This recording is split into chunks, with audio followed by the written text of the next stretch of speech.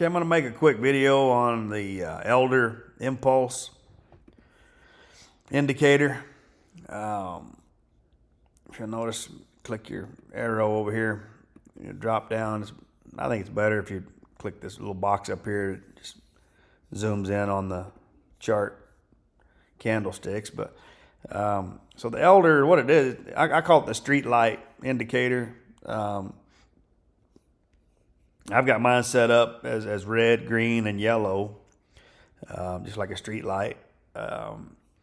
If you come over here to your indicator deal, just search Elder Impulse System. That's it right there. I start it, put it in my favorites, and so you click that, and that should add it to your chart if you have enough indicators left in your chart package with TradingView.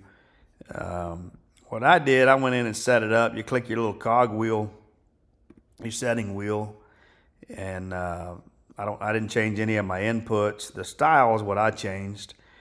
I believe this by default is blue, and I just changed it to yellow. I just like the street light system better, but if you want to leave it blue, you can leave it blue, whatever, make whatever color you want. But so what it does, I don't know exactly how it calculates it, but it's probably off momentum, maybe average true range, some kind of overbought, oversold probably. But I'm guessing it has something to do with momentum and volume and your average true range, most likely. But it's measuring your candlesticks, your price action, your volume, I'm sure your open close, your high to low. So what it does, say you're in a downtrend, most likely it's going to go from green to red, or sometimes it'll go green to yellow and then turn red. And as it's coming down, so as long as these are red candlesticks, you'd either want to be shorting it or, take profits once you get your first red candlestick. Now you don't have to wait, for a whole week, to confirm it, or you're going to lose a lot of money. But so I'd say, your first day or two is flip red on a weekly basis or a daily basis. I'd probably, take profits if you're in a major green trend. I mean, if you have this TD sequential with a number count, anywhere around your 7, 8, 9 is usually a decent time. You get a blow off top candle that spikes up a lot. This one went up 20% in one day right here. This was June 25th. Most likely that's a good time to at least sell half, take some profit off the table if you're a short-term trader and investor. And of course it went to the, rolled over, sold off 8% on the 8 bar. The 9 bar made almost 3% back. Did close above your 4-day moving average. I put a 4-day moving average on this. Also, just a simple SMA, simple moving average, and I changed that to a 4 setting. I got that from Larry Williams. It's based off of TD sequential rules. So that's why I started using it, and I've noticed on short term also it helps trying to buy in, try to gauge where the price action might bounce off of, or kind of like trying to hit a moving target, like say you're trying to shoot a clay pigeon or something out of the air with a shotgun. You got to try to shoot where it's gonna be, not where it is, or you're gonna miss it. So like say on a 1 hour time frame, I've noticed, or even on a shorter time frame, you go to a 15-minute, what I'll do is I'll measure the 4 hour. Let's see, it's in this yellow right here.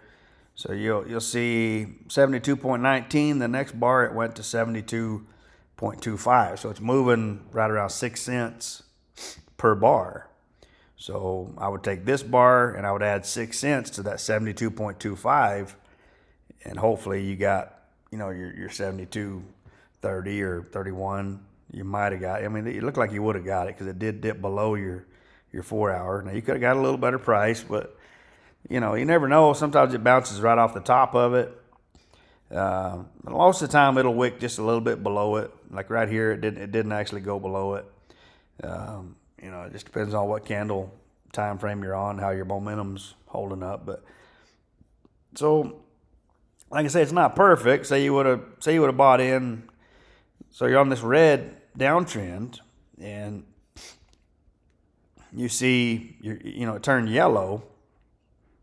Well, your 4 hours already starting to fish hook, turning up. Now you're not going to be able to see that. You're going to see. I'll set it up. You're going to see this right here. So let's go off of this one. All right. So you got your 9 count. Now there's Tom DeMark says you can make a living just buying the 9s.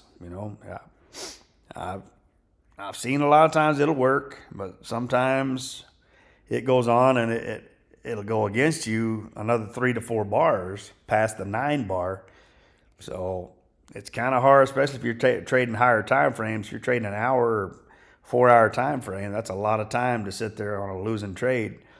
And possibly get stopped out or liquidated if you're using leverage. But for spot trades, I say it's a fairly good strategy.